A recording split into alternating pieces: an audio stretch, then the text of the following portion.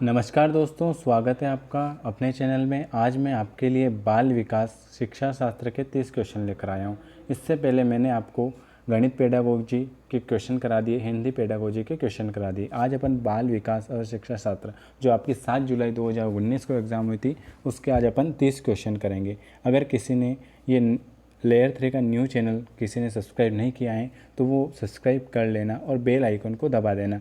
रोज़ आपको डेली क्लासें मिल रही है इस पर, हिंदी पेडालॉजी, गणित पेडालॉजी। आज अपन बाल विकास करेंगे, मतलब इस पर सारे ओल्ड पेपर ही सोल्व होंगे। इसके बाद कल से आपका पेडालॉजी का सेशन चालू हो जाएगा। ठीक है, अगर आपको वीडियो अच्छा लगे तो ज़्यादा से ज़्यादा कमेंट करें, शेयर करें और सब्सक्राइब करना ना भूलें, क्योंकि ये नया चैनल बनाया है तो इस पर आपको ज़्यादा से ज़्यादा लोगों को जोड़ना है। ठीक है, बढ़ते हैं अपने पहले क्वेश्चन की ओर। हमारा पहला क्वेश्चन दिख रहा होगा बाल विकास का। आपको कॉपी पेन लेकर बैठना है और कमेंट बॉक्स में कमेंट करके बताना है कि आपके कितने नंबर आए हैं। पहला क्वेश्चन हमारा है, ये बताएं, निम्नलिखित संरचनाओं में शिक्षा का अधिकार अधिनियम 2009 किसकी वकालत करता है? बताएं। समावेशी शिक्षा, पृथक्करण, मुख्यधारा शिक्षण या एकीकृत शिक्षा? बताएं 2009 किसकी वकालत करता है? बताएं इसका सही आंसर। तो हमारा आंसर होगा ऑप्शन नंबर ए, समावेशी शिक्षा। शिक्षा का अधिकार अधिनियम 2009 समावेशी शिक्षा की वकालत करता है। 2009 अधिनियम, इसमें 6 से 14 वर्ष के बालकों को फ्री में मुफ्त शिक्षा दी जाती है, अधिनियम 2009 के अंतर्गत। ठीक है, बढ़ते हैं अपने अगले क्वेश्चन की ओर।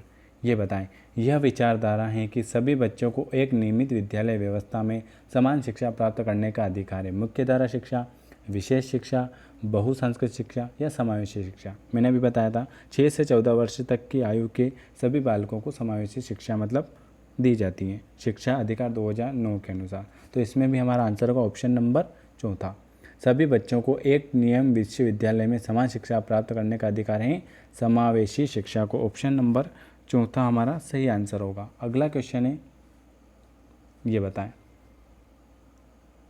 तीसरा ये रहा, एक शिक्षक को चाहिए कि, क्या चाहिए एक शिक्षक को? वह विशेष संस्कृतियां समुदाय के बच्चों को बढ़ावा दे, वह विद्यार्थियों के बीच सांस्कृतिक विभिन्नताओं तथा विविधताओं की अनदेखी करें, यह संप्रेषित करे कि वह कक्ष में सभी संस्कृतियों का सम्मान करती हैं, महत्व देती हैं, या वह विद्यार्थियों की तुलना का अधिकतम करे? बताएं इसका सही आंसर क्या होगा। एक शिक्षक को क्या चाहिए? तो एक शिक्षक को चाहिए कि वह संप्रेषित करे कि वह कक्ष में सभी संस्कृतियों का सम्मान करती हैं, उन्हें महत्व देती है। ऑप्शन नंबर तीसरा हमारा सही आंसर होगा। बढ़ते हैं अपने अगले क्वेश्चन की ओर। चौथा क्वेश्चन, बच्चे प्रभावी रूप से सीखते हैं जब वे पाठ्य पुस्तक में दिए गए तथ्यों को याद करते हैं, तब सीखते हैं क्या? या वे शाम पट्ट पर अध्यापक के द्वारा लिखे गए उत्तरों की नकल करते हैं, वे विभिन्न गतिविधियों या कार्यों में सक्रिय रूप से भाग लेते हैं, या शिक्षक कक्षा में होने वाली सभी घटनाओं बच्चों को पूर्ण रूप से नियंत्रण करता है? बताएं, बच्चे प्रभावी रूप से कब सीखते हैं? तो देखो, बच्चे प्रभावी रूप से जब सीखते हैं वे पाठ्यपुस्तक में दिए गए तथ्यों को याद करके नहीं, वे शाम पट्ट पर अध्यापक द्वारा लिखे गए उत्तरों की नकल करना नहीं, शिक्षक कक्षा में होने वाली सभी घटनाओं में बच्चों को पूर्ण रूप से नियंत्रण करके नहीं, वे विभिन्न गतिविधियों या कार्यों में सक्रिय, मतलब वह सभी गतिविधियों कार्यों में भाग लेंगे तभी वह बच्चे कुछ सीखते हैं। तो ऑप्शन नंबर तीसरा हमारा सही आंसर होगा। बढ़ते हैं अपने अगले क्वेश्चन की ओर। बच्चे को कक्षा में प्रश्न पूछने के लिए हतोत्साहित करना चाहिए, मतलब जो बच्चा है उसको कक्षा में प्रश्न पूछने के लिए अपन को क्या उसे उकसाना चाहिए, पूछने की अनुमति नहीं देनी चाहिए, पूछने से रोकना चाहिए, या पूछने के लिए प्रेरित करना चाहिए? बताएं इसका सही आंसर क्या होगा। एक बच्चे को, एक मिनट, तो देखो, पूछने के लिए हतोत्साहित करना चाहिए, ये होगा नहीं। पूछने की अनुमति नहीं देनी चाहिए, ये भी नहीं हो सकता। पूछने से रोक भी नहीं सकते अपन।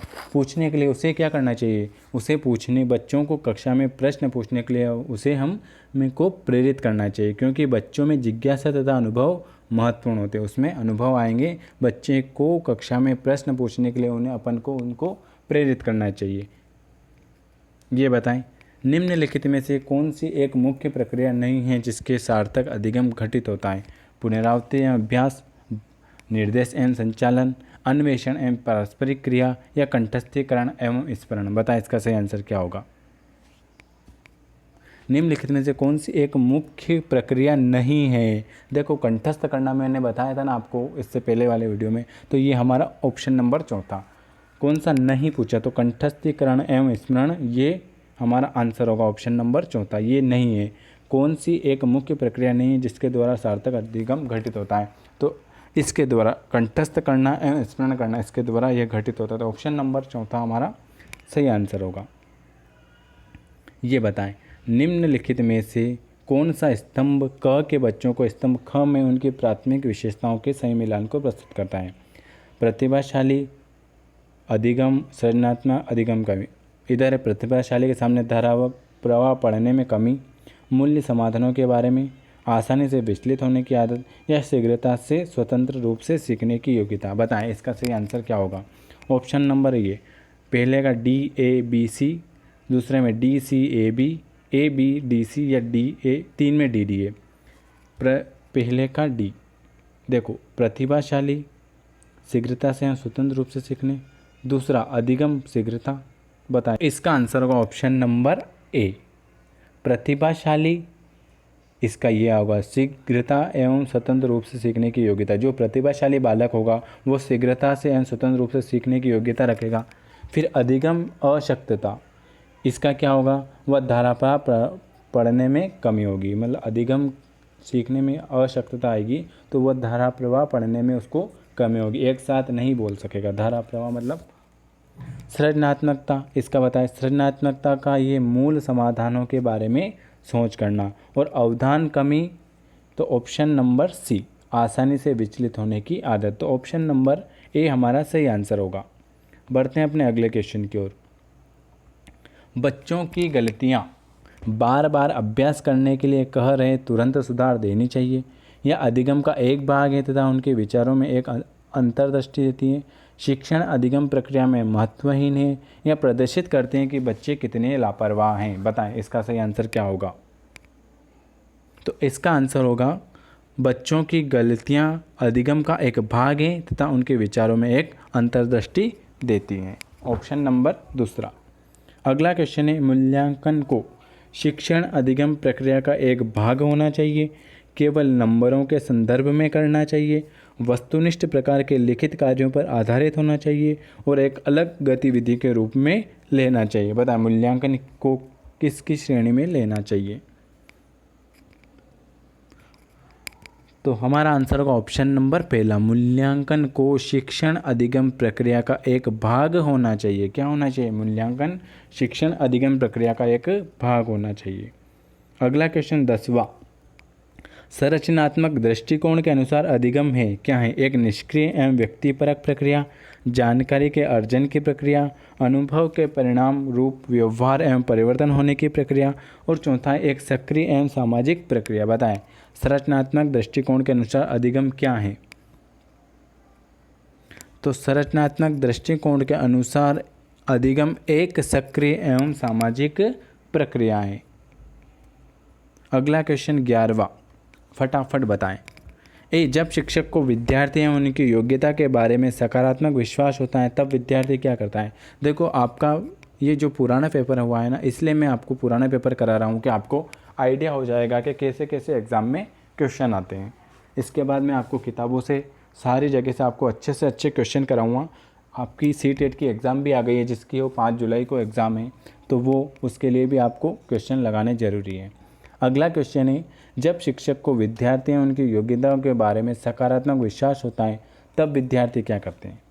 निश्चित हो जाते हैं तथा सीखने के लिए किसी भी तरह का प्रयास करना बंद कर देते हैं, उत्साह भंग हो जाता है, किसी भी रूप से प्रभावित नहीं होते हैं, या सीखने के लिए उत्सुक एवं प्रेरित रहते हैं। बताएं 11वें का आंसर क्या होगा? तो देखो, निश्चित हो जाता है तथा सीखने के लिए किसी भी तरह का प्रयास करना बंद कर देते हैं, नहीं। उत्साह भंग हो जाता है तो वे दबाव में आ जाते हैं, नहीं। किसी भी रूप में प्रभावित नहीं होते, वो होते हैं सीखने के लिए उत्सुक एवं प्रेरित होते हैं। जब शिक्षक को विद्यार्थी एवं उनकी योग्यता के बारे में सकारात्मक विश्वास होता है तब वह सीखने के लिए उत्सुक और प्रेरित होते हैं। अगला क्वेश्चन है 12वां, ये बताएं। एक शिक्षक बच्चों को प्रभावी रूप से समस्या का समाधान करने में सक्षम बनने के लिए किस तरह से प्रोत्साहित कर सकते हैं? पाठ्य पुस्तक से एक ही प्रकार के प्रश्नों के उत्तर के अभ्यास के लिए उन्हें पर्याप्त मात्रा में अवसर प्रदान करना। पाठ्य पुस्तक में दी गई सूचना को कंठस्थीकरण पर बल देना। ये कंठस्थीकरण आ जाए तो ये हमेशा ही गलत होगा, ये तो एक ऑप्शन गलत हो गया।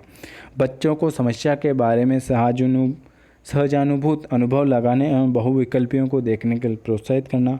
और पाठ्य पुस्तक के सभी प्रश्नों को व्यवस्थित तरीके से समाधान लिखना। बताएं, इसका आंसर आपने लगा दिया होगा। इसका आंसर ऑप्शन नंबर तीसरा।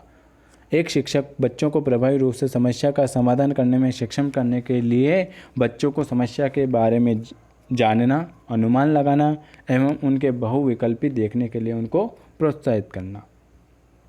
अगला क्वेश्चन है 13वां। वह विधियां जिनके प्रयोग में विद्यार्थियों को स्वपहल व प्रयास शामिल हैं, निम्न में से किसका उदाहरण है? निगमन विधि का है, अधिगमकर्ता है, परंपरागत विधि या अन्य व्यक्ति विधि। देखो, इसमें आपको 30 ही क्वेश्चन इसने पेडागोजी के पूछ लिए, तो आपको बाल विकास में भी पेडागोजी अच्छे से करके जाना है। बताएं इसका सही आंसर क्या होगा?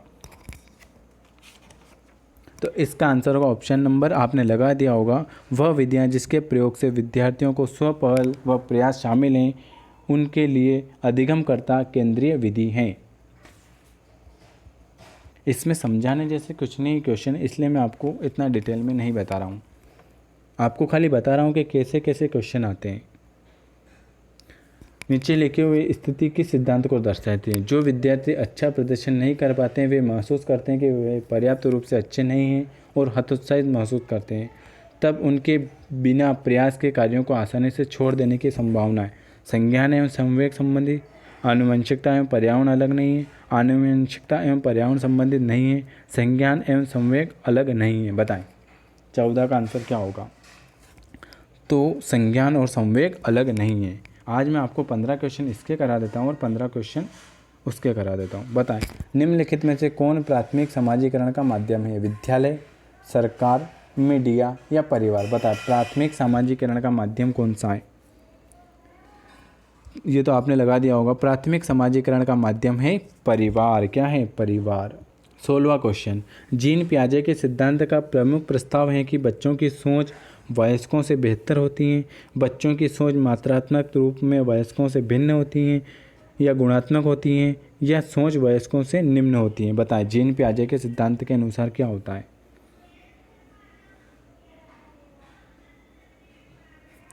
तो जीन पियाजे के अनुसार बच्चों की सोच गुणात्मक रूप से वयस्कों से भिन्न होती है। ऑप्शन नंबर तीसरा हमारा सही आंसर होगा। जेंडर क्या है? एक मनोवैज्ञानिक सत्ता है, एक सामाजिक संरचना है, एक आर्थिक अवधारणा है या एक जैविक निर्धारक है? बताएं, जेंडर क्या है? तो आपने लगा दिया होगा, जेंडर एक सामाजिक संरचना है। ऑप्शन नंबर दूसरा।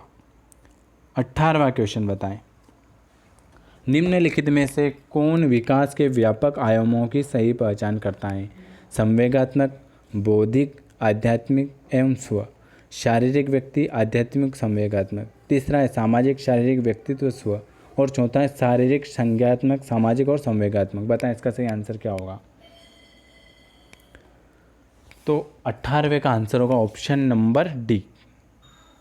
कौन सा विकास का व्यापक है? तो एक तो शारीरिक विकास, उसके बाद मानसिक विकास, उसके बाद सामाजिक विकास, उसके बाद संवेगात्मक विकास और उसके बाद नैतिक विकास। ये होते हैं विकास के अंग।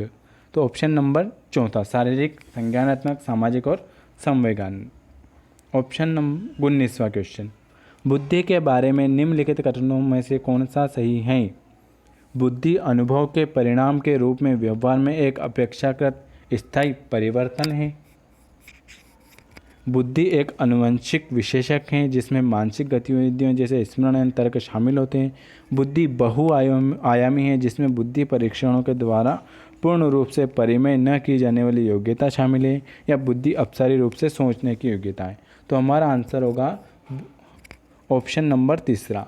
ये कहा था हार्वर्ड गार्डनर के अनुसार कि बुद्धि बहुआयामी है। आपने अगर पढ़ा हो कि हार्वर्ड गार्डनर ने कहा था कि बुद्धि बहुआयामी है जिससे बुद्धि परीक्षण के द्वारा पूर्ण रूप से परिमेय न की जाने वाली योग्यता शामिल है। तो ऑप्शन नंबर तीसरा। और यह किसने कहा था? यह कहा था हार्वर्ड गार्डनर। यह कहा था हार्वर्ड गार्डनर ने। अगर आपसे पूछ ले कि हावर्ड गार्डनर ने ये कहा था। हमारा अगला क्वेश्चन है, प्रगतिशील शिक्षा में बच्चों को किस तरह से देखा जाता है? निष्क्रिय, सक्रिय, खाली स्लेटों के रूप में या छोटे वयस्कों के रूप में? बताएं। प्रगतिशील शिक्षा में बच्चों को किस रूप में देखा जाता है?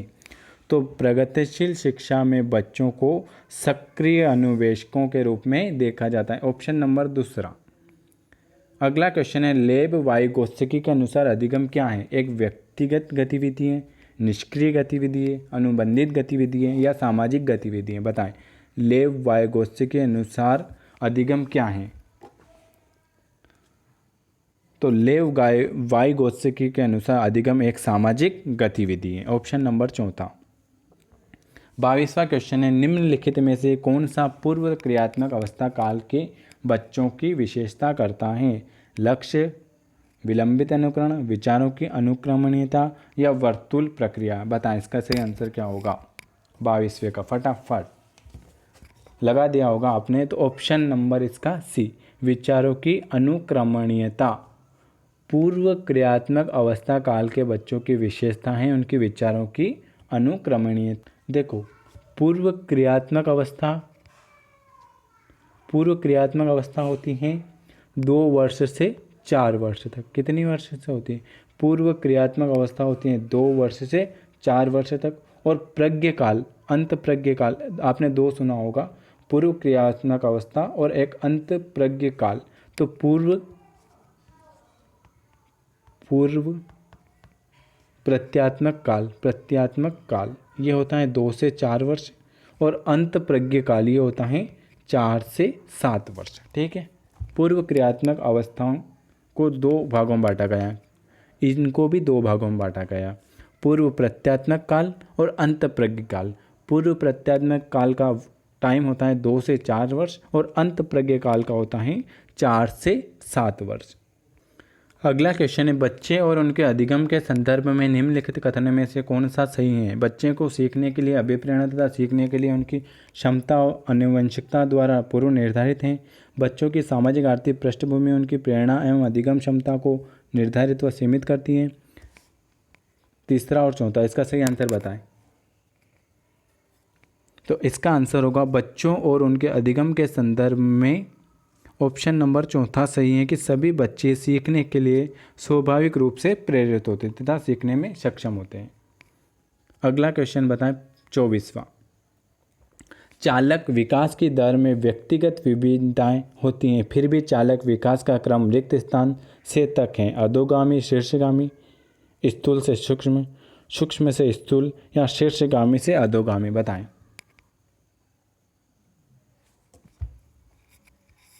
तो चालक विकास, ऑप्शन नंबर बी, चालक विकास की दर में व्यक्तिगत विभिन्नताएं होती हैं, फिर भी चालक विकास का क्रम स्थूल से सूक्ष्म की ओर होता है। कैसे? स्थूल से सूक्ष्म की ओर होता है। ऑप्शन नंबर बी, दूसरा क्वेश्चन आंसर। अगला क्वेश्चन बताएं, वह अवधि जो वयस्कता से संक्रमण की पहल करती है उसे क्या कहते हैं?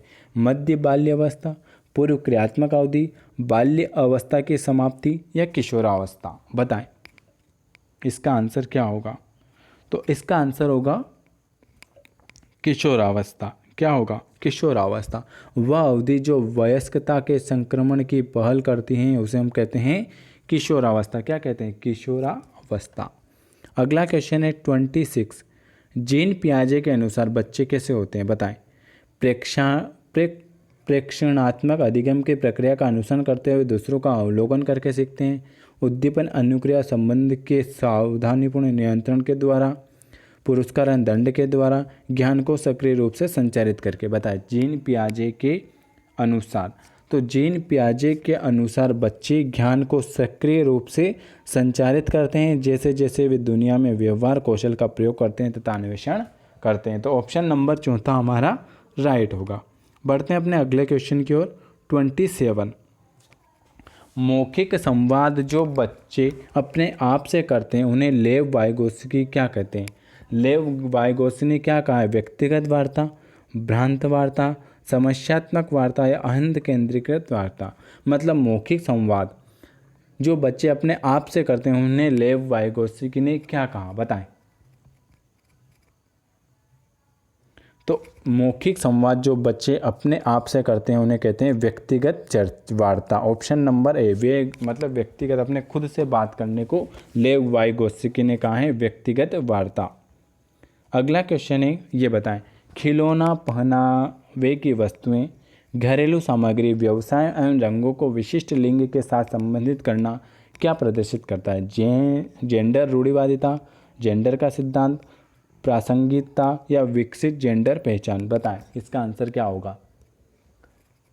तो खिलौना, पहनावे की वस्तुएं, घरेलू सामग्री, व्यवसाय रंगों को विशिष्ट लिंग के साथ संबंधित करना, यह कहता है जेंडर रूढ़िवादिता। ऑप्शन नंबर ए।